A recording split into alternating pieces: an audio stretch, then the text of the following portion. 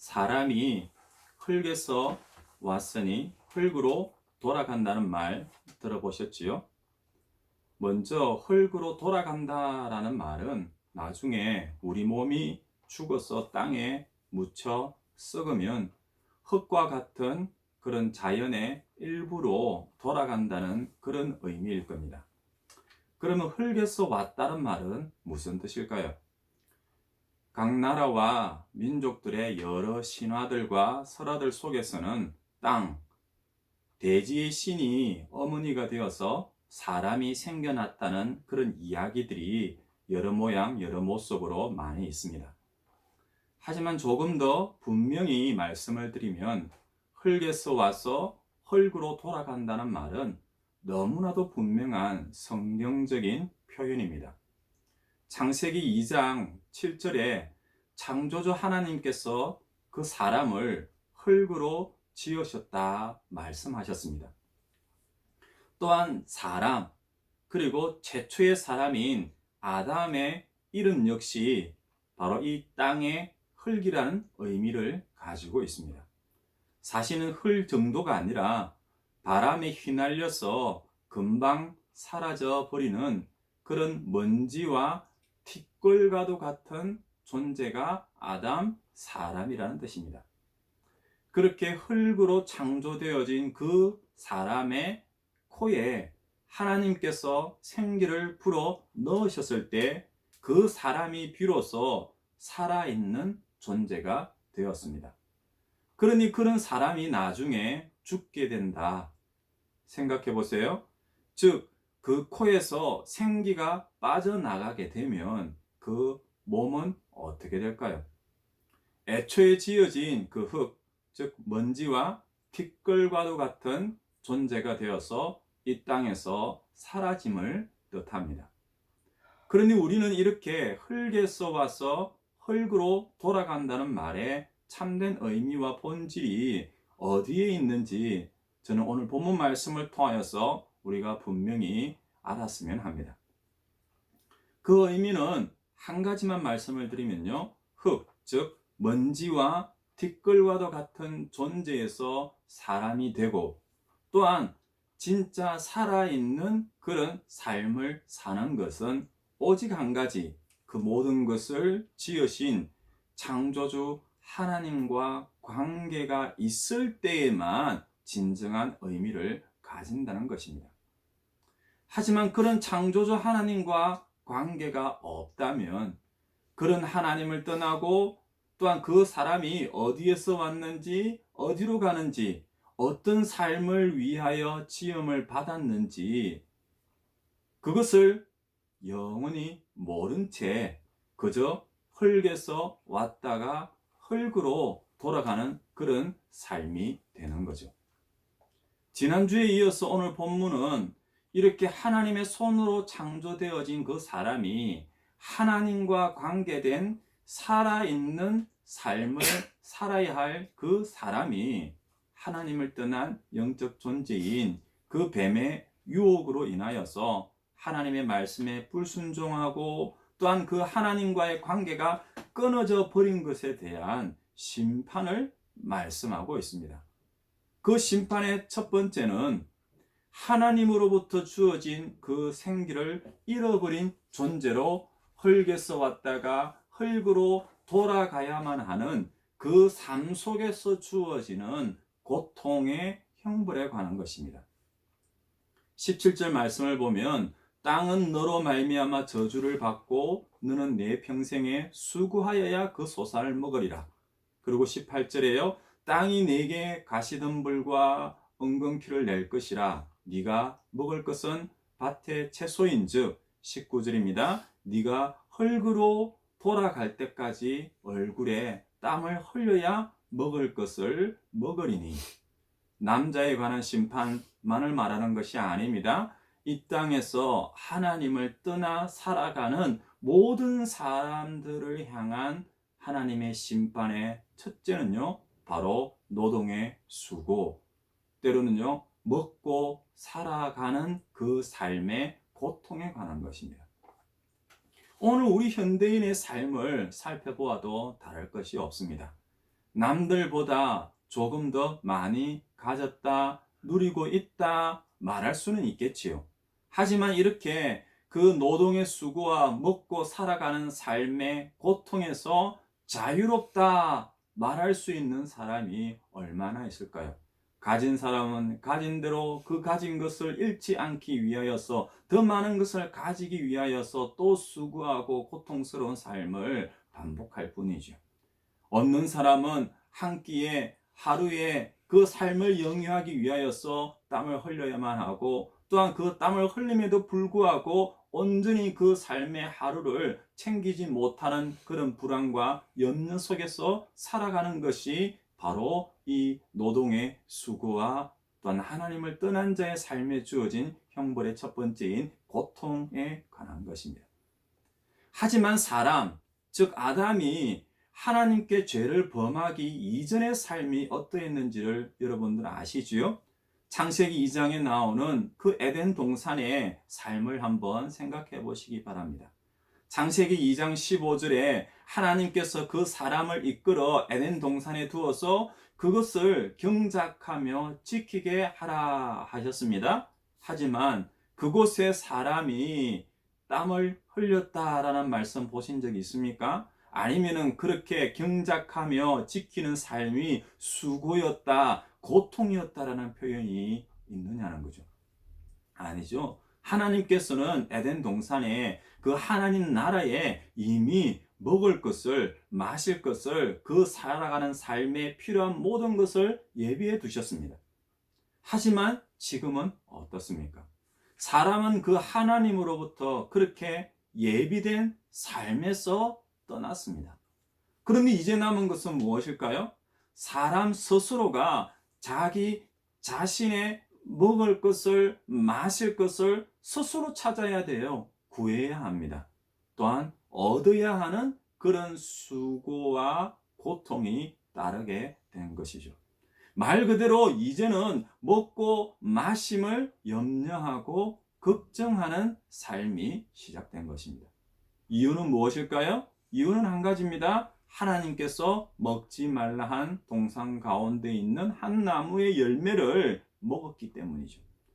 그 동산에는 분명 하나님께서 먹으라고 주신 수많은 나무의 열매들이 있었습니다. 그 위에 것들도 있었지요. 또한 그 모든 것들이 다 먹음직스럽기도 하고 보암직하기도 했습니다. 하지만 이 모든 것들은 그 사람의 수고와 노력으로 주어진 것이 아니었죠. 이미 주어진 것들이었습니다. 하나님의 은혜와 사랑으로 그 사람들의 삶을 위하여서 주신 것들이었죠.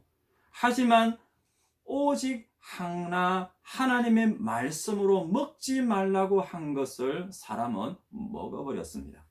물론 이렇게 먹게 된 그 동산 가운데 있는 한 나무의 열매가 단순히 먹고 마심을 의미하지 않는다고 여러분들에게 여러 번 말씀을 드렸지요. 그것은 바로 그 모든 것을 지으시고 공급하신 창조주 하나님과 그리고 그 피조물인 사람과의 관계 설정이라고 여러분들에게 말씀을 드렸습니다.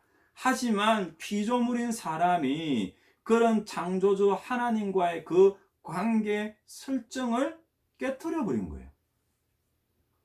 그것이 깨트려졌으니까 이제 남은 것은 무엇일까요? 하나님을 떠나서 무엇이 주었습니까? 흙에서 와서 흙으로 돌아가는 그 삶이 찾아온 겁니다. 그 삶에는 더 이상 하나님의 은혜와 예비하심이 아니라 이제 무엇이 남았습니까? 수고하고 땀을 흘리지 않고는 먹고 마실 것을 얻을 수 없는 그런 고통의 삶이 찾아온 거죠. 주어진 것들에 감사하지 못하고 주어진 것이 왜 주어진 것인지를 잊어버린다면 어떻게 될까요? 그럼에도 불구하고 왜 없느냐, 더 가지기를 원하고 더 찾기를 원하니 뭐라고 표현할까요? 사서 고생한다고 말을 해야 되나요? 물론 지난주 여자를 향한 심판에서도 말씀을 드렸지만은 이러한 수고와 고통이 단순히 형벌로서만 끝나는 것은 아닙니다. 하나님을 떠난 그 사람으로 하여금 스스로 돌아보게 하는 기회가 될 수도 있습니다. 저는 여러분들에게 그런 기회를 붙들라고 말씀을 드리고 싶은 거예요.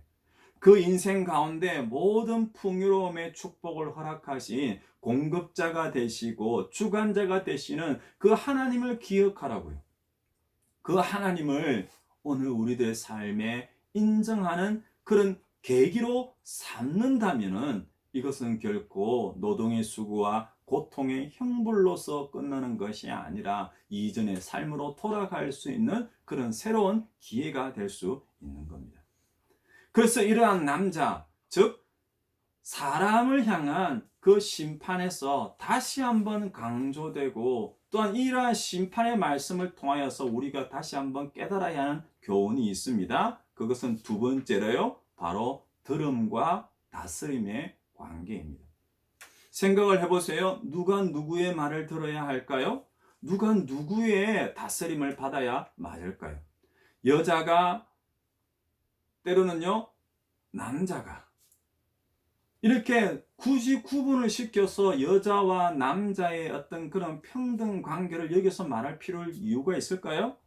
이러한 심판의 메시지는 단순히 여자, 남자 구분이 아닙니다. 모든 피조물인 그 사람과 창조주 하나님과의 관계에서 나온 말씀이에요. 그래서 다시 묻습니다. 누가 누구의 말을 들어야 할까요? 피조물인 사람은 창조주이신 그 하나님의 말씀을 들어야 합니다. 여자가 남자의 다스림을 받아야 한다는 그 심판의 메시지 역시 제가 여자만이 아니라고 이야기를 했죠. 여자와 남자, 즉 사람 모두가 하나님의 다스림을 받아야 한다라고 말씀을 드렸던 이유가 여기에 있습니다. 애초에 여자가 남자에게 물었어야 돼요.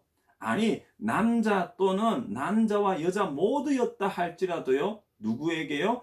더욱더 하나님께 먼저 물었어야 했습니다. 하지만 남자도 묻지 않았습니다. 여자도 묻지 않았습니다.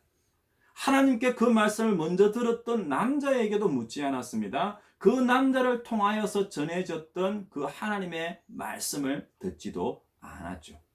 바로 그런 관계를 남자의 다스림을 받아야 된다. 또 때로는요, 하나님의 다스림을 받아야 된다라는 그 관계의 설정을 다시 한번 표현하는 그런 말씀이 되는 거예요. 창세기 1장, 2장에서 이러한 남자와 여자, 때로는요, 그 사람 모두에게 주신 복이 무엇이었는지를 다시 한번 생각해 보시길 바랍니다. 창세기 1장 28절에 생육하고 번성하여 땅에 충만하라 라는 그 이외에 땅을 정복하라, 바다의 물고기와 하늘의 새와 땅에 움직이는 모든 생물을 다스리라, 그렇게 말씀하셨죠. 그리고 창세기 2장 15절에서는요 하나님이 만드신 하나님 나라, 그 에덴 동산을 하나님을 대신하여 하나님의 뜻을 따라 경작하며 지키라, 그렇게 말씀하셨습니다. 하지만 남자는 어떻게 했나요? 아니, 남자와 여자 사람은 어떻게 했나요? 그런 하나님의 말씀을 듣지 않고요, 또한 그 하나님의 다스림을 받는 그런 관계를 끊어버린 거예요. 그 뜻을 따라서 에덴 동산 하나님 나라 믿음의 삶을 다스림 받지 못하였으니 이제 어떻게 될까요? 이제는 오히려 다스리는 자의 역할이 아니라 어떻게 되었습니까? 자연 만물 앞에 인간이 머리를 숙이게 된 거죠.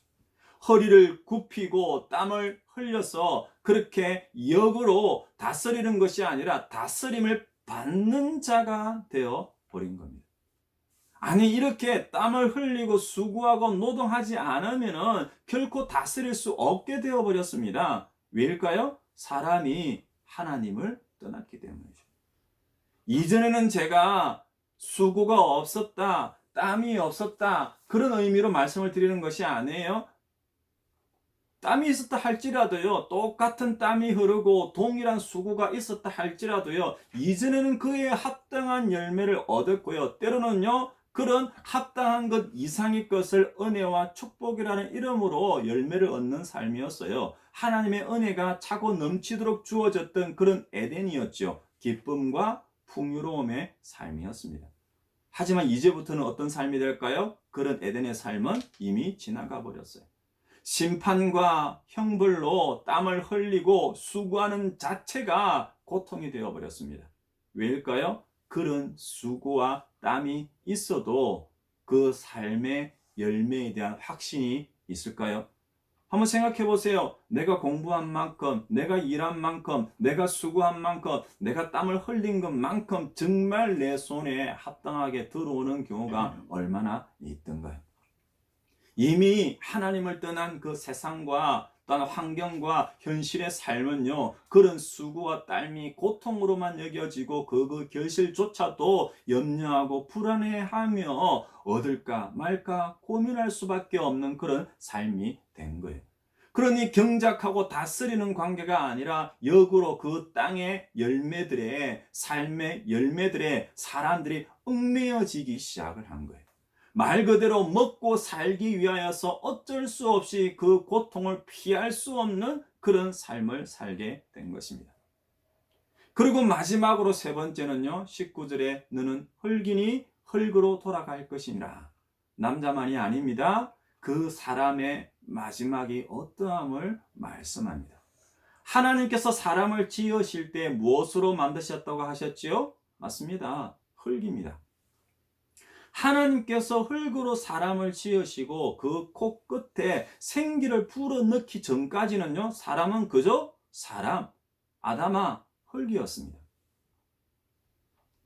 이 사람이라는 뜻이 무엇인지를 다시 한번 생각해 보세요. 흙이에요. 땅의 티끌과 먼지입니다. 하나님께서 그 생명의 호흡을 불어 넣어 주셨기 때문에 생명이 되었습니다.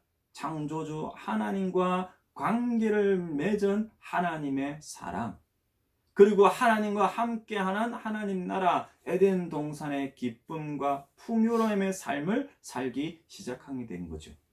하지만 하나님께서 그 생기를 거두시면 어떻게 돼요? 이전에 지원받았던 한 줌의 흙, 바람에 휘날려 사라지는 먼지와 티끌로 돌아가는 삶이 되는 거예요. 죄의 사악으로 주어진 그 사망 자체가 이제는 심판이고 형벌이 되었습니다. 살아있는 생명, 하나님과 함께하는 삶이 아니라 하나님을 떠난 무엇이 찾아왔어요? 죽음의 심판이 그 인생의 마지막이 되어 버린 거죠.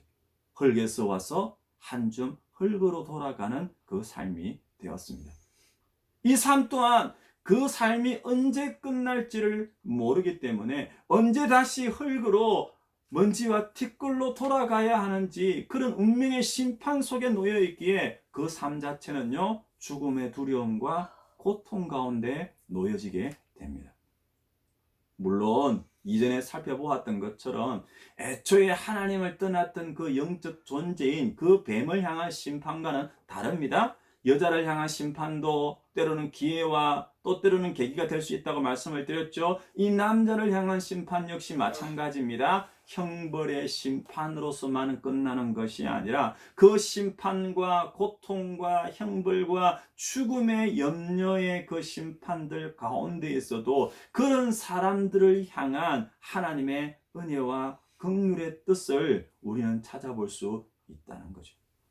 먼저 우리를 흙으로 지었었습니다. 그리고 그 코끝에 생기를 불어넣어서 살아있는 삶을 살게 하신 분이 누구인지를 한번 생각해 보세요. 흙에서 나와서 흙으로 돌아갈지 모르는 그 모든 생명의 주관자가 누구이신지를 한번 생각해 보세요. 우리는 이 생명이 주어져 있는 한, 때로는 언제 흙으로 돌아갈지 모르는 그런 죽음의 두려움 앞에서 우리를 지으신 그 창조주 하나님을 기억해야 합니다. 그 모든 생명의 주관자 되시는 하나님을 만나야 합니다. 그래서 전도서 12장 1절은 이렇게 전도자가 고백을 하는 거예요. 청년의 때에 너의 창조주 하나님을 기억하라고 말입니다. 공고한 날이 이르기 전에 그 삶에 나는 아무런 낙이 없다고 할 그런 해들이 가깝게 다가오기 전에 너의 창조주 하나님을 기억하라. 그것이 지혜라고 그렇게 말씀하는 거예요. 하나님께서 오늘 우리에게 주신 이 생명이 다하는 날 동안에 오늘 우리가 이 땅에서 감당해야 할 것이 무엇인지를 한번 생각해 보시길 바랍니다. 그것은 처음 지원받을 때나 때로는요 이제 죄를 범한 이후에나 변함이 없습니다. 생육하고 번성하라, 땅에 충만하여 땅을 정복하고 다스리는 것, 하나님을 대신하여 그 동산 하나님 나라를 경작하고 지키는 것이에요. 다만 달라진 것이 하나는 있습니다. 무엇입니까? 수고하고 땀을 흘리는 고통이 함께 한다는 거예요. 그러니 그런 수고와 고통 가운데서도 우리는 잊지 말아야 하는 거예요. 왜 그런 수고와 고통이 인생 가운데 찾아왔는지. 아니면은요, 그것이 하나님과 세상을 원망하고 불평하는 핑곗거리가 되어서는 안 되겠지요. 오히려 나 자신의 죄악됨과 불순종을 돌아보는 기회로 삼아야 합니다. 나는 왜 이렇게 힘든 삶을 사는 거지? 나는 왜 이렇게 뭘 해도 안 되지? 나는 왜 이렇게 괴로운 삶을 살아야만 하는 거지?